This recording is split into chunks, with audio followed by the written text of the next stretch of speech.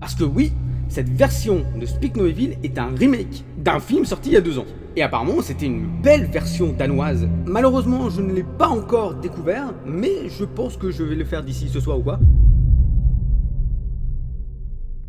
Bon. Bon. Alors. Par où commencer? Alors lors de ma critique, pas assez express que ça je dois l'avouer, dédiée à la version 2024 de Speak No Evil, réalisée par James Watkins avec à l'affiche James McAvoy, je vous avais dit qu'il me donnait pas mal envie de regarder l'original. Et c'est donc ce que j'ai fait. Je me suis procuré, j'ai appuyé sur play, et... La vache! C'est quoi ça? Je vous assure, je vous le jure sur tout ce que j'ai, je sentais mon cœur qui battait. C'était effrayant. La plupart des scènes sont tellement bizarres, tellement glauques, tellement malsaines. Et qui te met sous pression tout le long du film. Il est terrible. Et je parle même pas de la fin. Non, parce que, comme je disais lors de la critique sur Speak No Evil, la version 2024, je disais que c'était pas si explicite qu'il manquait une conclusion. T'inquiète qu'elle est là la conclusion, et t'inquiète que c'est bien explicite, et t'inquiète que c'est horrible. Est-ce que c'est la plus belle? J'en doute. Enfin. Salut à tous, c'est Chasseur, c'est Trailer, et aujourd'hui, laissez-moi vous parler de la première version et danoise du réalisateur Christian Tavdrup, Speak No Evil de 2022. Et est-ce que vous vous souvenez, lors de ma dernière critique, je vous avais parlé d'une meuf qui avait fait un TikTok sur 3 films spéciaux dans lesquels elle ne voulait pas revoir parce que c'était trop troublant, trop bizarre, etc. Et elle avait mis Speak No Evil dedans. Eh bah putain, je la comprends tout à fait.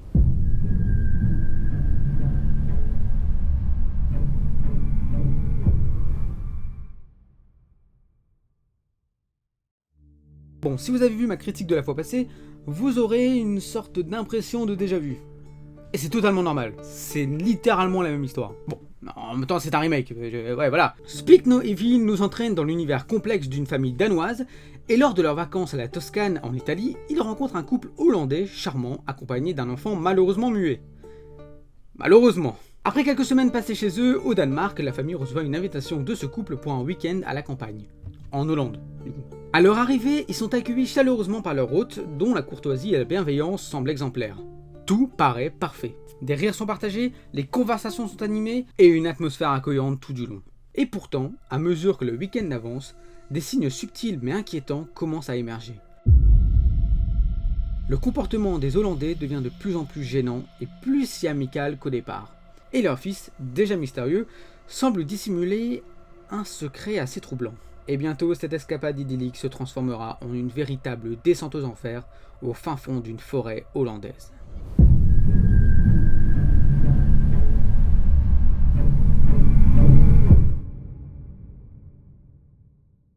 Bon, je vais essayer de faire plus court que la fois passée parce qu'en soi, en ce qui concerne le scénario, bah ça reste littéralement le même, à part la fin, mais on va en revenir. Mais voilà, si vous avez vu ma critique par rapport à la version 2024, vous devez avoir une grosse impression de déjà vu, puisque j'ai littéralement repris mon texte.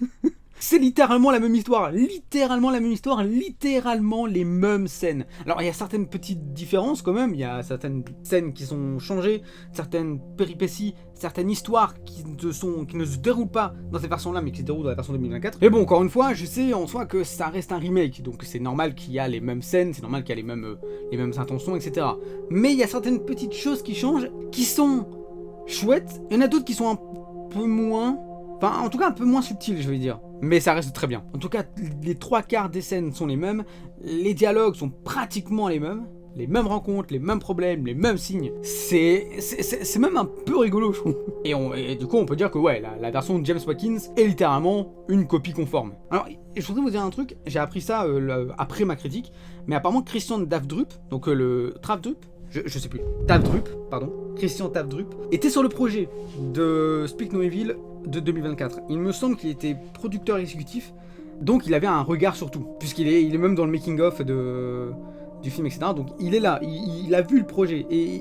Mais il me semble que c'est pas lui qui a écrit le remake, mais voilà.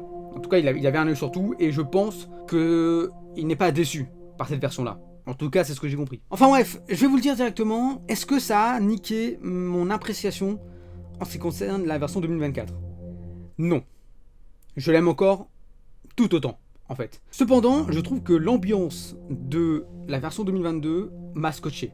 Je pensais que déjà l'ambiance était un peu folle dans Speak No Evil, la version 2024. Je trouve que l'ambiance de la version 2022 est beaucoup plus pesante. Elle est angoissante à mort. Elle est angoissante à mort pour une bonne raison et une un peu moins. Je trouve qu'il y a un truc que je ne comprends pas. Mais encore une fois, on en reparlera vers la fin de la partie sans spoilers. Et c'est marrant parce qu'on sent d'ailleurs que cette version-là n'était pas faite pour le tout public. Alors je sais que Speak No Evil, la version 2024, n'est pas faite aussi pour le tout public. Hein. Tu vas pas emmener un enfant voir ça. Mais je trouve qu'elle est beaucoup plus marquante. Déjà par sa fin, et également la prestation des acteurs qui est différente de la version 2024, et je sais pas, il y a quelque chose en plus en fait dans cette version 2022. Et même je me suis amusé c'est un bien gros mot, j'ai regardé la bande-annonce de la version 2022 pour voir un peu la différence entre la bande-annonce de 2024 et la version de 2022, et là aussi en fait, j'ai regardé comme si je n'avais jamais vu le film, j'ai regardé la bande-annonce de Speak No Evil 2022. Tu comprends beaucoup moins de choses. Et ça, c'est bon. Ça, c'est bon. Et il me semble même qu'elle est beaucoup plus courte. Il me semble qu'elle fait 1 minute 20. Je vais quand même vérifier, mais... Et je pense que découvrir le film avec ces bandes annonces-là, elle donnait autant envie. C'était très intriguant. Et je trouvais que, voilà, c'était pas mal. Alors, attendez. Ah ouais, elle fait 2 minutes. Ok. Mais, voilà... Elle fait 2 minutes, mais tu comprends pas grand-chose. D'ailleurs, par exemple, le garçon, c'est un truc vraiment... secondaire dans la bande-annonce. Il te le montre genre 2 fois. Alors que dans la version, enfin la bande-annonce de la version 2024, c'est un peu le gros sujet également. Mais voilà, donc il y a pas mal de choses qui ne sont pas mises en valeur, mais c'est cool. Et voilà, pour le coup, la bande-annonce garde un max de mystère et il te montre pas des choses cruciales. Et voilà, du coup, je pense qu'en ayant vu ce trailer pour la version 2022, je me serais beaucoup moins douté de la fin. Et en parlant de la fin, bah, elle est quand même vachement différente entre les deux. Hein. Mais du coup, ouais, je vais pas dire grand chose pour pas spoil, mais la vache, vous n'êtes pas prêts, hein. Psychologiquement, vous n'êtes pas prêts. Hein. Toutes les dernières 20 minutes du film, j'ai ressenti mon cœur qui battait. C'est pas arrivé depuis longtemps. J'ai vraiment senti un stress constant. C'était terrifiant. Bien joué à eux parce que putain. Encore maintenant, j'ai des scènes qui passent comme ça, c'est terrifiant. Il pourrait être dans une vidéo de Feld Up, hein, pour le coup. Tandis que lors de ma critique, je disais que à la fin, il manquait une conclusion, que je trouvais que c'était coupé assez net. Ici, c'est différent. Tu voudrais que ça s'arrête pas. c'est marrant comment la différence entre les deux. Et c'est un réel parti pris en fait de changer la fin, parce que soit ça passe, soit ça casse. Mais ouais, d'ailleurs j'ai une petite chose à dire par rapport à cette fin, mais on en parlera dans la partie avec spoilers, parce que voilà, je voudrais en discuter un peu. Et en ce qui concerne les acteurs, bah encore une fois c'est très bien. Et d'ailleurs je trouve que c'est chouette parce que le couple qui était à la base, enfin américain, et là ils sont du coup danois, je les trouve beaucoup plus sympathiques. Et limite, j'ai beaucoup d'empathie pour eux. Pour chaque événement, pour chaque chose. La manière dont ils parlent, la manière dont les choses se passent et qu'ils ne savent rien faire et tout. Enfin, je trouve que le couple, dans la manière de jouer, est beaucoup plus empathique que celle de la version américaine. Je trouve personnellement. Voilà, j'ai été beaucoup plus touché par ce couple-là que par le couple d'Américains. Et en ce qui concerne le couple hollandais, ben putain, ouais, non, il foutait un malaise à chaque instant, quoi. Enfin, et il y a des petits détails qui changent du remake, bah là aussi en fait ça choque, parce que je me dis, mais vas-y, dis ce que t'as à dire, dis comme le remake, c'est bon, tu vas pas changer maintenant. Mais si, il y a certaines choses qui changent. Quand je repense à certaines scènes, ouais, ça fout le cafard. Ouais, j'ai utilisé l'expression foutre le cafard. C'est extraordinaire. Ah, et aussi, du coup, la fois passée, j'avais dit, en termes d'ambiance, qu'il y avait un joli contraste entre le moment où t'es à la campagne, le moment où t'es à la maison, où voilà, t'es un peu plus étouffé, alors qu'à la campagne, t'es un peu plus libéré, tu souffles, voilà. Ici, même dans la partie campagne, tu souffles pas. Alors, pour moi, c'est un petit point négatif quand même, parce que, pour moi, là, c'est vraiment mettre du malaise là où il y en a pas. Je comprends pas l'utilité. Pour moi, c'est de la musique. Je trouve qu'elle est mal exploitée. Certains moments. Il y a un moment, il y a une scène, sans spoiler, mais il y a une scène où ça se passe à la campagne, voilà, où il marche, machin, et t'as une musique gênante, que je trouve qu'elle n'a pas vraiment sa place ici. Alors j'ai regardé certaines explications, apparemment c'est juste vraiment pour me foutre un malaise, pour que tu sois pas genre ah putain ça se passe bien. Non, c'est pour me dire qu'il va se passer des trucs plus tard et tout. Est-ce que c'est vraiment utile? Je pense pas. Que du coup, t'as une surabondance de malaise. Je suis pas très fan de ça. Je comprends pas l'utilité en fait. Donc en ce qui concerne la musique, elle fait peur, mais mal exploitée. Voilà, c'est mon avis personnel. Mais du coup, ouais, toute l'atmosphère reste lourde, que ce soit dans la campagne ou encore dans la maison. Dans la maison, c'est encore pire parce que là, t'es cloisonné, tu sais plus sortir. C'est foutu. Ah ouais, d'ailleurs, j'avais parlé d'un personnage dans la partie avec sans spoilers, que j'ai oublié de mettre dans la partie avec spoilers. Je suis con, j'ai oublié d'en parler. Mais il y a un personnage en particulier qui se trouve dans le film. Dans la version remake, en fait, il n'a pas vraiment de rôle extraordinaire. Parce qu'en fait, il y a un rôle en plus dans la version remake, qui n'est pas dans la version danoise. Le rôle en plus, c'est lui qui prend le rôle du personnage de la version 2022. Donc en soi, ça fait... Il y a un rôle en plus dans la version, dans le remake qui sert à rien. Mais en tout cas, mis à part pour une scène qui dure 5 minutes, ça sert à rien quoi. Mais dans cette version-là, Taquette qui a un gros rôle et c'est un gros bâtard. Un gros bâtard. Bon voilà, en tout cas, je vais pas rentrer dans les détails pour pas trop en dire, pour pas spoil ou que ce soit trop long. Mais dans les grandes lignes, et de ce que j'ai vu sur internet, et je trouve qu'ils ont plutôt raison, mais en fonction de votre degré de sensibilité, soit ce film va vous énerver, soit il va vous angoisser. Pour ma part, il m'a plutôt bien angoissé que énervé, et c'est grâce déjà à la fin. La fin, vraiment, je vous le dis, elle est terrible. Si vous ne l'avez pas vue, elle est terrible. Mais bon, franchement, je vous conseille de le regarder pour vous donner une idée et voir dans quelle balance vous vous trouvez. Est-ce que vous avez trouvé ça plutôt angoissant ou plutôt énervant? Ça, c'est à vous de choisir. Enfin bref, je trouve personnellement que les deux versions se valent, vraiment chacune. D'un côté, t'as vraiment une version danoise vraiment angoissante, indépendante et qui te donne de la nausée. Et la version remake, qui je trouve est magnifiée par certains moments grâce à la prestation des acteurs et à la longueur de certaines scènes qui ont été mises en valeur et tout ça. Je trouve que les deux versions se valent. Voilà, j'ai vu beaucoup de gens râler par le côté remake inutile, machin. Je trouve pas vraiment. Il y a beaucoup de scènes qui se ressemblent, il y a beaucoup de scènes qui sont littéralement identiques, mais il y a surtout des choses qui sont retenues, mais de manière subtile. Je repense à une scène, on en reparlera. Je trouve que les deux versions se valent. Je pense qu'il faut regarder les deux. Le deuxième, enfin le remake est encore au cinéma, donc foncez-y. Et faites-vous votre propre avis, je pense. Je pense que ceux qui n'ont pas vu la version 2022, ils vont être contents de le voir. Et pour ceux qui ont vu la version 2022, alors je peux comprendre que quand vous voyez les 45 premières minutes, vous dites mais c'est quoi ça, c'est littéralement le même film là, on est où? Je peux comprendre. Mais ensuite, il y a plein de choses qui changent et voilà. Je vous conseille de regarder les deux. Vous allez peut-être kiffer ou pas. C'est votre choix, mais en tout cas, je serais ravi de connaître votre avis. Enfin voilà. La partie sur spoilers est terminée, alors si vous voulez bien, nous allons partir vers la partie avec spoilers. Donc si vous ne voulez pas être spoil par rapport à la version 2022, on va également parler un petit peu de la version 2024. Donc si vous n'avez pas vu Speak No Evil, le remake, ne regardez peut-être pas vraiment la partie avec spoilers parce que ça risque de spoiler un petit peu la version 2024 pour faire une petite comparaison, etc. Donc voilà. Et si vous vous en foutez un petit peu de tout ça, mais que vous avez quand même envie de voir ce que ça donne, eh ben n'hésitez pas à venir dans 3, 2, 1... C'est parti.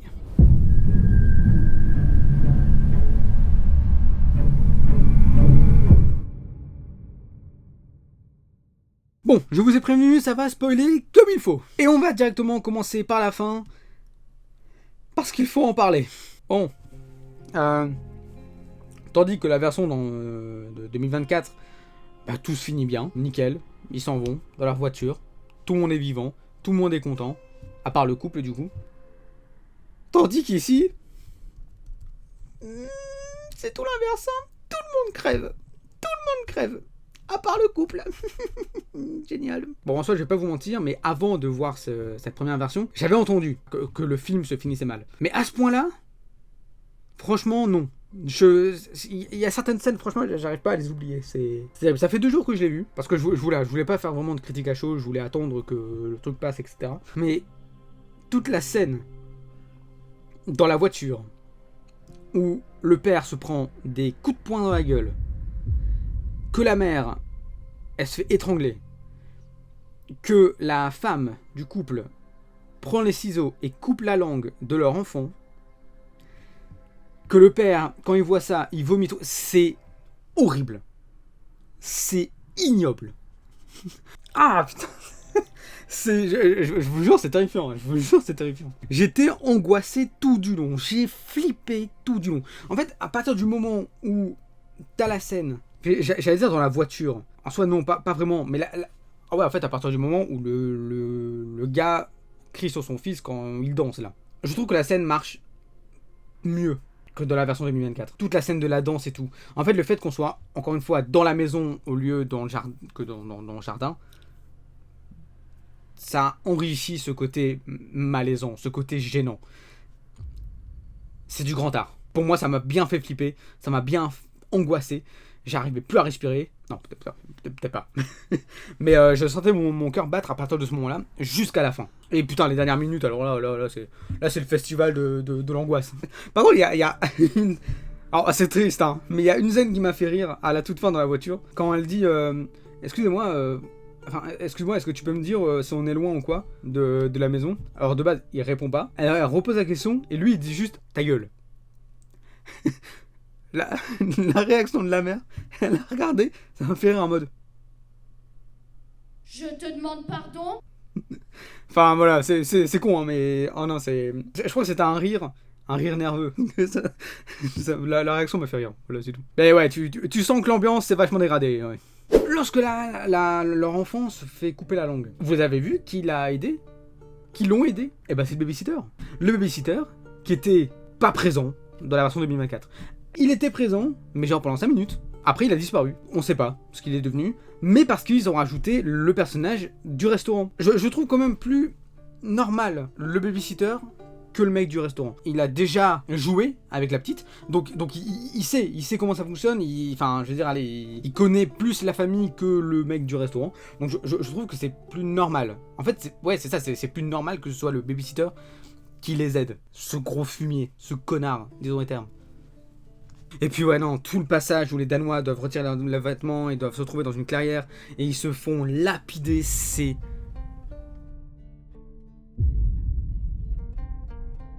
En fait, ça c'est très bien monté en fait. J'ai eu un petit choc quand j'ai vu la première pierre arriver. J'ai fait ah putain. Bah, alors là c'est fini là. Là ils se prennent des pierres dans la gueule, elle aura une hémorragie, c'est fini. Et elle se reprend une deuxième pierre. Et à ce moment-là, t'as plus de son. Et t'as que la musique qui se lance. J'ai trouvé le montage particulièrement bien fait. Le montage son en fait, particulièrement bien foutu. J'ai vraiment senti un malaise là, ouais. Quand elle s'est retrouvée au sol et tout, et que tu revois encore des pierres, encore et encore et encore, mais sur le mec cette fois-ci et tout. Et à la fin, elle prend une grosse pierre, la lancer sur la tête de la femme. On le voit, hein, littéralement sur la tête. La scène est effrayante. La scène est vraiment effrayante. Et je trouve, du coup, la fin beaucoup plus marquante que celle de 2024. En fait, le truc c'est là, c'est qu'ils prennent leur temps. Parce que même quand ils se font lapider et tout ça, le film n'est pas fini. On voit Agnès, donc la petite fille du couple, dans la voiture du couple hollandais. Et tu la vois qu'avant elle était toute souriante et tout. Et là, elle est déprimée. Du coup, elle a perdu sa langue et tout. C'est prenant aussi. Ah oui, d'ailleurs, par contre, alors ça, vous savez pourquoi ils sont morts? Quelle est la raison du fait qu'ils soient décédés? Est-ce que vous savez pourquoi? Parce qu'en soi, ils auraient pu partir, ils auraient pu s'enfuir et nickel, fin du film, let's go. Alors, il y a eu la même chose dans le remake, mais là, ils sont morts parce que Agnès, leur petite fille, a perdu son doudou.